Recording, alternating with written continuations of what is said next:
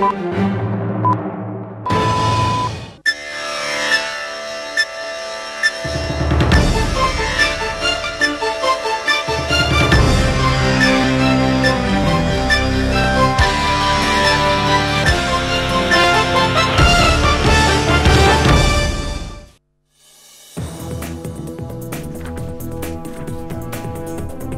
আলাইকুম প্রিয় দর্শক, আমি হাসিম মারজান আপনাদের সবাইকে আমন্ত্রণ জানাচ্ছি চ্যানেল আই সংবাদে।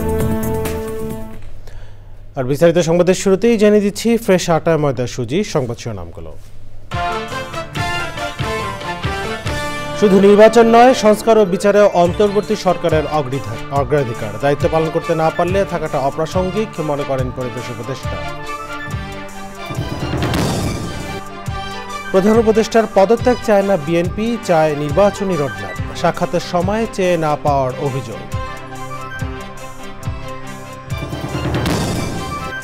গণ অভ্যুত্থানের সময় বিভিন্ন থানা ও ফাঁড়ি থেকে লুট হওয়া প্রায় 1400 অস্ত্র উদ্ধার হয়নি এখনো, লুটের মামলায় অনেকে গ্রেফতার হয়েছে দাবি। এবং ঢাকা বিশ্ববিদ্যালয়ের থিয়েটারের ছাত্র থেকে সফল আম চাষী যশোরের সেলিম, অনেকের কাছে অনুপ্রেরণার নাম এ স্বপ্নের ফেরিওয়ালা।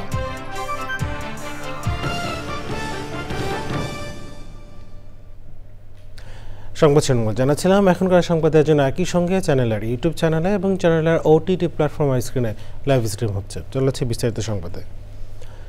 পরিবেশ, বন ও জলবায়ু পরিবর্তন এবং পানি সম্পদ মন্ত্রণালয়ের উপদেষ্টা সৈয়দা রিজওয়ানা হাসান বলেছেন, শুধু নির্বাচন করার জন্য সরকার দায়িত্ব নেয়নি, সংস্কার ও বিচারও অন্তর্বর্তী সরকারের অগ্রাধিকার, দায়িত্ব পালন করতে না পারলে থাকাটা অপ্রাসঙ্গিক মনে করেন পরিবেশ উপদেষ্টা।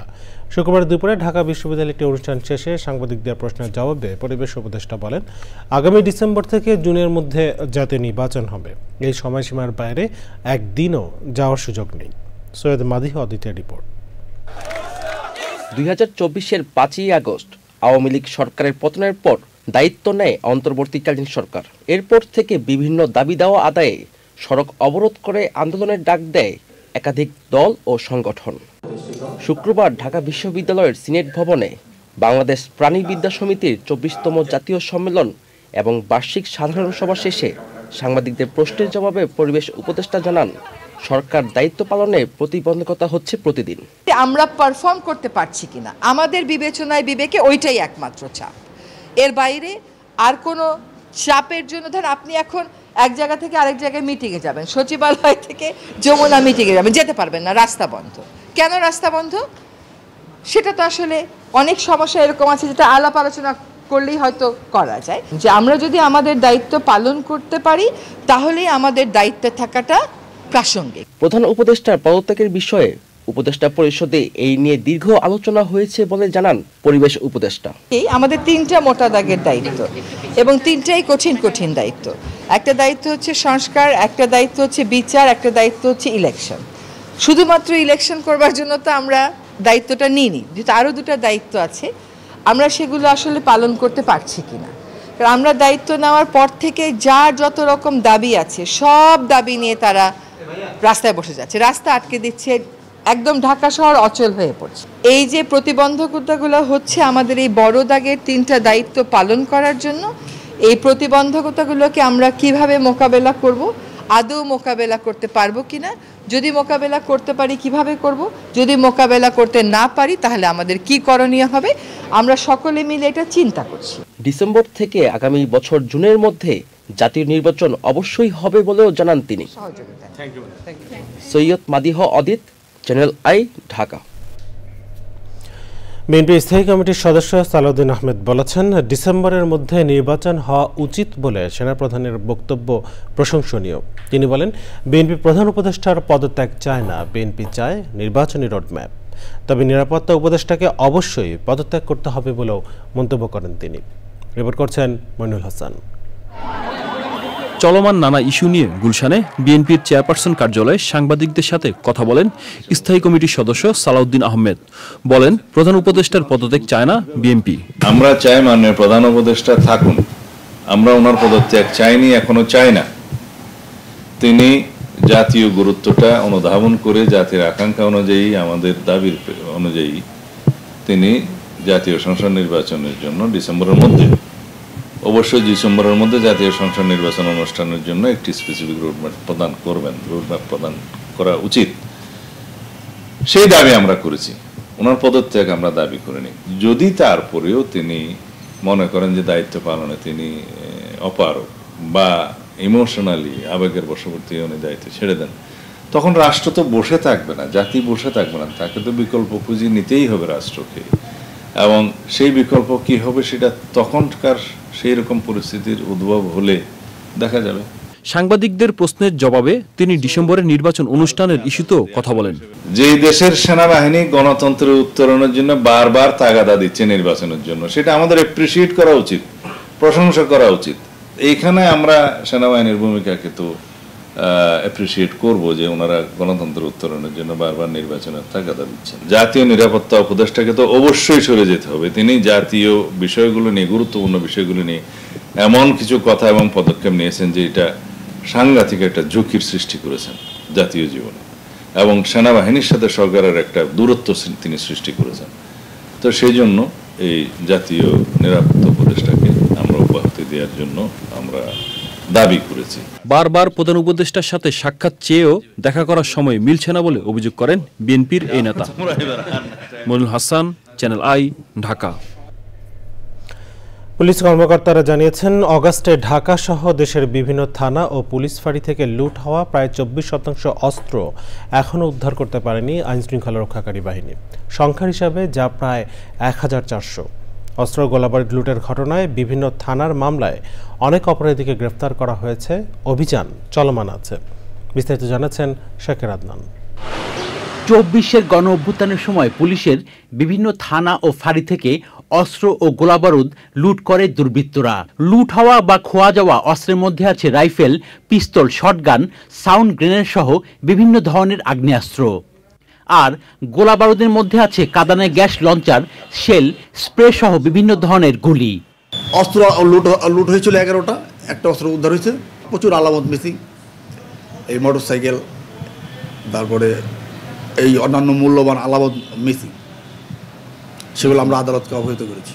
পুলিশ সদর দপ্তরের পরিসংখ্যান অনুযায়ী দেশের বিভিন্ন থানা ও পুলিশ ফাঁড়ি থেকে অস্ত্র লুট হয়েছে 5750টি, উদ্ধার হয়েছে 4373টি, যা খোয়া যাওয়া মোট অস্ত্রের প্রায় 76%। লুণ্ঠিত গোলাবারুদের পরিমাণ প্রায় 6,51,826 রাউন্ড। এর মধ্যে উদ্ধার হয়েছে প্রায় 4 লাখ রাউন্ড। প্রায় 24% অস্ত্র এখনও উদ্ধার করা সম্ভব হয়নি। তো শুনেছি কিছু মিসিং হয়েছে, হয়তো 8টা নোটে এরকম মিসিং হয়েছে, কিন্তু চেষ্টা আছে, এখনো রিকভার হয়নি। এগুলো নিয়ে তো অবশ্যই মামলা হয়েছে, সব কিছু হয়েছে। অস্ত্র উদ্ধারে গত বছরের 4 সেপ্টেম্বর থেকে যৌথ বাহিনীর অভিযান শুরু হয়। অস্ত্র ও গোলাবারুদ উদ্ধারে বিশেষ গোয়েন্দা নজরদারিও রয়েছে। শাকের আদনান, চ্যানেল আই, ঢাকা। ঢাকা বিশ্ববিদ্যালয়ে থিয়েটার অ্যান্ড পারফরমেন্স স্টাডিজে পড়াশোনা শেষে গ্রামে ফিরে মাঠে নামেন এক তরুণ। হতাশা থেকে স্বপ্নে, শহর থেকে গ্রামের পথটা সহজ ছিল না, কিন্তু শ্রমে ঘামে সাফল্যের গল্প গড়ে তুলেছেন তিনি। যশোরের ডহরসিংহা গ্রামের তরুণ হাফিজুর রহমান সেলিম এখন অনেকের কাছে এক অনুপ্রেরণার নাম। বিস্তারিত জানাচ্ছেন শেখ সিরাজ। যশোরের ডহরসিংহা গ্রামটি সবুজে ঢাকা, আর এই গ্রামটিকে আরও সবুজ করেছে 35 বিঘার 3টি আমবাগান। বাগানের গাছে গাছে ঝুলছে মৌসুমি ফল। শুধু ফল নয়, গাছগুলোতে যেন শোভা ছড়াচ্ছে তরুণ উদ্যোক্তা হাফিজুর রহমান সেলিমের স্বপ্ন। তিনি বিশ্ববিদ্যালয়ে পড়াশোনা শেষে গ্রামে ফিরে কৃষিকে ঘিরে হয়েছেন সফল উদ্যোক্তা। যেহেতু এখানে আমার একটা আয়ের উৎস আছে স্যার, সেহেতু এটা আমার সবসময় ধ্যান জ্ঞান স্যার। আমি বছরে যেটা পাই সেটা সন্তোষজনক, এবং একটা প্রথম শ্রেণীর কর্মকর্তা যে বেতন পায় তার থেকে অনেক বেশি স্যার আমার মাসে আয়। এই বাগানে চাষ হচ্ছে হিমসাগর আম। বাবার দেখা স্বপ্ন পুত্র বাস্তবে রূপ দিয়েছেন। বছরে আমরা প্রায় 15 লক্ষ টাকার উপর আম বিক্রি, ফল বিক্রি করি। তাহলে তোমার মাসেই ইনকাম আছে 1.5 লক্ষ টাকা। তুমি কেন 30,000, 40,000 টাকা, 50,000 টাকা চাকরির জন্য হয়নি না? তোমার দেখা দেখি উৎপাদন হোক, লোকে অনুপ্রাণিত হোক। সেলিম এখন শুধু নিজেই উপার্জন করছেন না, কাজ দিচ্ছেন স্থানীয় অনেককেই। এখন আমার কাছে অনেক লোকের কর্মসংস্থান আছে স্যার। আমি 15 থেকে 20টা ফ্যামিলি চালাই স্যার। প্রাকৃতিক দুর্যোগে বৈশাখ মাস পড়লেই একটা যে ঝড় হয়, সেই ঝড়ে আমের অনেক ক্ষতি হয়।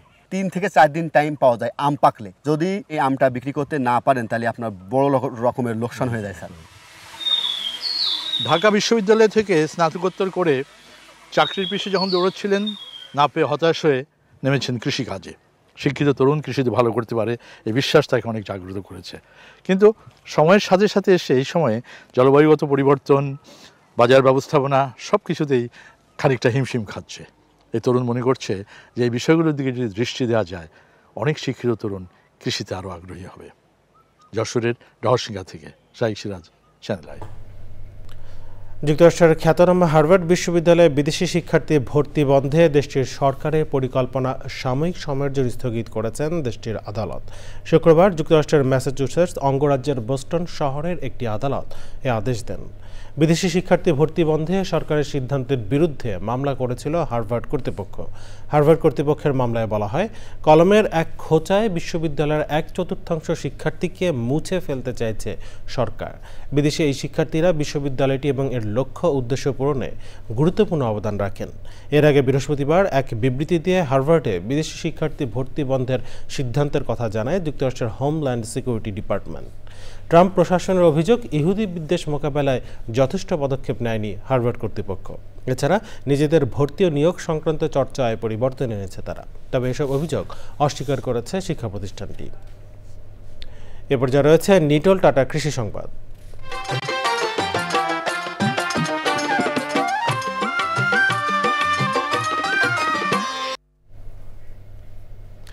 নিরাপদ শাক সবজি উৎপাদনে অনন্য নজির গড়েছেন রংপুরের কৃষি উদ্যোক্তা গাউসুল আজম টুটুল। জৈব বালাইনাশকের ব্যবহার, বিষমুক্ত শাক সবজি উৎপাদনের কৃষকদের প্রশিক্ষণ দেওয়া ও উৎপাদিত সবজি ভোক্তাদের কাছে পৌঁছে দিতে তার উদ্যোগ প্রশংসিত হয়েছে। এসএনআর সমন্বয় বিরোচিত রিপোর্ট করছেন মেরিনা লাভলি। শিক্ষিত তরুণ গাউসুল আজম টুটুল প্রায় 2 বছর আগে রংপুর নগরীর বুড়িরহাট সংলগ্ন এলাকায় 2 একর জমির উপর কৃষি খামার শুরু করেন। সেখানে জৈব বালাইনাশকের প্রয়োগ, জমির সর্বোচ্চ ব্যবহারের সাথে ফসল উৎপাদন ও আধুনিক কৃষি প্রযুক্তির ব্যবহার করে বিষমুক্ত শাকসবজি উৎপাদন করেন তিনি। সবগুলো বুঝে শুনে করার চেষ্টা করি, যে কৃষি একটা সায়েন্সের মতো আর কি, যে আপনি কতটুক খাবার দিলেও কতটুক গাছ হবে, এই বিষয়গুলো আমরা অ্যাপ্লাই করার চেষ্টা করি, এগুলো বোঝার চেষ্টা করি এবং এগুলোকে সবাইকে শেখানোর চেষ্টা করি। কীটনাশকের খরচ কমানোর চেষ্টা করছি, সময় বাঁচানোর চেষ্টা করছি এবং ভালো একটা ফসল উৎপাদনের চেষ্টা করছি এবং এই ফসলটা উৎপাদনের পর নিরাপদভাবে শহরবাসীকে খাওয়ানোর জন্য, তাদের কাছে পৌঁছে দেওয়ার জন্য অনেকগুলো ভ্যানের আয়োজন আছে আমাদের। টুটুল নিজ খামারের পাশাপাশি রংপুর জেলায় 50টি কৃষি হাব গঠন করে 7,500 কৃষককে নিরাপদ শাকসবজি উৎপাদনে সহায়তা করছেন। সার ও কীটনাশকের খরচ কমে যাওয়া সহ ফসল ভালো হওয়ায় খুশি প্রশিক্ষিত কৃষকরা। এখানে গ্রুপ হিসেবে উৎপাদন করি, তাতে আমাদের খরচ কম হয়। ফুল ফল আসার সুযোগ হয়, তখন যদি পোকার আক্রমণ হয় সে সময় আমরা ফাঁদ, হলুদ কাঠ, ফেরোমন ফাঁদ এগুলো ব্যবহার করি। স্প্রে কম ব্যবহার করি যাতে ফসল ভালো হয়, সবাই সুস্থ থাকে। নিরাপদ খাদ্য নিশ্চিত করতে তরুণ উদ্যোক্তা টুটুলের এমন উদ্যোগ অন্য তরুণ উদ্যোক্তাদের নিরাপদ ফসল উৎপাদনে উৎসাহ যোগাবে বলে মনে করছেন সচেতনরা। বেসরকারি কয়েকটি সংস্থার সহযোগিতায় 24টি ভ্যানে করে এবং মোবাইল অ্যাপের মাধ্যমে রংপুর নগরীতে বিষমুক্ত শাকসবজি বিক্রির ব্যবস্থা করেছেন টুটুল। রংপুর থেকে মেরিনা লাভলি, চ্যানেল আই। এখন দেখবেন প্রকৃতি সংবাদ।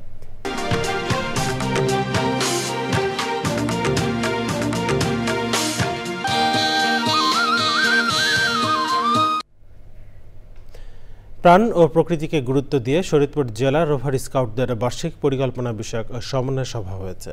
এতে রোভার স্কাউটদের কমিউনিটি সেবামূলক কার্যক্রমের সাথে পরিবেশ সংরক্ষণ, বৃক্ষরোপণ, জলবায়ু সচেতনতাকে বিশেষ গুরুত্ব দেওয়া হয়। রিপোর্ট আরও জানাচ্ছেন এস এম মুজিবুর রহমান। উন্নয়নের নামে অপরিকল্পিত নগরায়ন, নির্বিচারে বন উজাড় সহ মানব সৃষ্ট নানা কারণে হুমকিতে প্রাণ প্রকৃতি। জলবায়ুর বিরূপ প্রভাবে সংকট আরও বেড়েছে। পরিস্থিতির উত্তরণে বৃক্ষরোপণ সহ সমন্বিত ও পরিকল্পিত উদ্যোগে গুরুত্বারোপ করেছেন সংশ্লিষ্টরা। এরই ধারাবাহিকতায় সমাজ উন্নয়নের পাশাপাশি রোভার স্কাউটদের পরিবেশ উন্নয়নে গুরুত্বারোপ করার তাগিদ বিশিষ্ট জনদের। একটা প্রাকৃতিক ভারসাম্যপূর্ণ বাংলাদেশ গড়ার ক্ষেত্রে আমরা আমাদের ভূমিকা রাখতে পারবো। পরিবেশ বান্ধব বিভিন্ন গাছ, আমরা ফলজ, ঔষধি বিভিন্ন বৃক্ষ আমরা রোপণ করবো। নিজেদেরকে যদি সম্পৃক্ত করে আমরা তাহলে অবশ্যই দেশ ও জাতি উপকৃত হবে।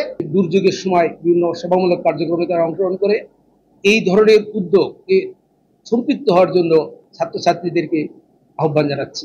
পরিবেশ সুরক্ষায় বৃক্ষরোপণ, প্লাস্টিক বর্জন সহ সচেতনতা সৃষ্টিতেও গুরুত্ব আরোপ করেন তারা।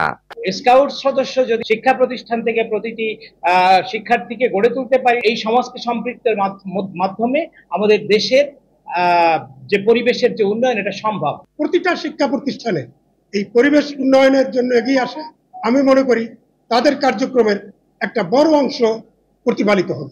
আগামী প্রজন্মের জন্য সবুজ পৃথিবী করতে প্রাণ প্রকৃতি রক্ষার তাগিদ দিয়েছেন সবাই। শরীয়তপুর থেকে SM. Mujibur Rahman, channel I. সংবাদ শেষ করবো, তবে যাবার আগে ফ্রেশ আটা, ময়দা, সুজি সংবাদ শিরোনামগুলো জানিয়ে দিচ্ছে আরো একবার।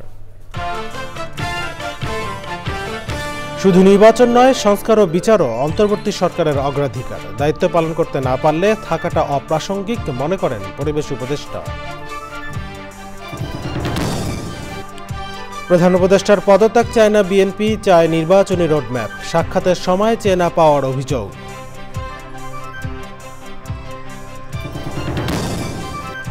গণঅভ্যুত্থানের সময় বিভিন্ন থানা ও ফাঁড়ি থেকে লুট হওয়া প্রায় 1400 অস্ত্র উদ্ধার হয়নি এখনো। লুটের মামলায় অনেকে গ্রেফতার হয়েছে দাবি। এবং ঢাকা বিশ্ববিদ্যালয়ের থিয়েটারের ছাত্র থেকে সফল আম চাষি যশোরের সেলিম, অনেকের কাছে অনুপ্রেরণার নাম এ স্বপ্নের ফেরিওয়ালা।